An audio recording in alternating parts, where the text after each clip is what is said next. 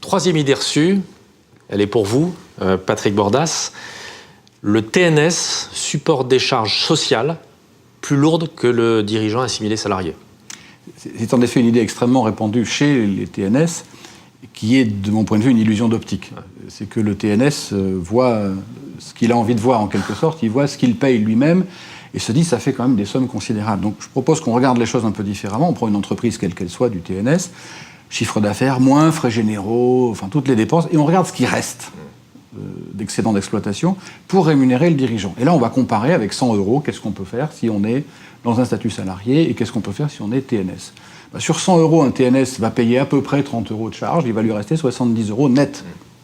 S'il prend un statut de salarié, il va y avoir les cotisations patronales et salariales, en gros 45 € de charge et 55 de revenus disponibles pour le chef d'entreprise. Donc c'est 55 par rapport à 70, et pour les charges, c'est 45 par rapport à 30. Donc ça fait la moitié en plus.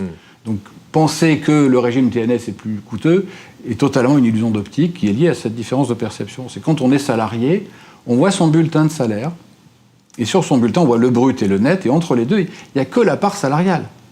Or, en général, la part salariale est plus petite que la part patronale. Donc, et le TNS, lui, quand il fait un chèque, il a les deux, la part patronale et la part salariale. Ce qui fait que cette perception-là est très communément répandue et qu'on a beaucoup de mal à pédagogiquement expliquer ça à des gens qui, en général, connaissent très bien leur métier et connaissent un peu moins ces subtilités-là, sans compter le fait qu'il y a toujours un calcul circulaire sur le montant des cotisations sociales, puisque l'assiette est constituée de choses qui sont fiscalement déductibles, mais pas socialement, etc. C'est très compliqué. C'est d'ailleurs l'un des cauchemars du jeune postulant expert comptable de comprendre comment ça fonctionne. On a donc des logiciels extrêmement sophistiqués pour faire ce travail-là. Mais c'est résolument faux de dire que ça coûte plus cher d'être TNS que salarié. Bien au contraire.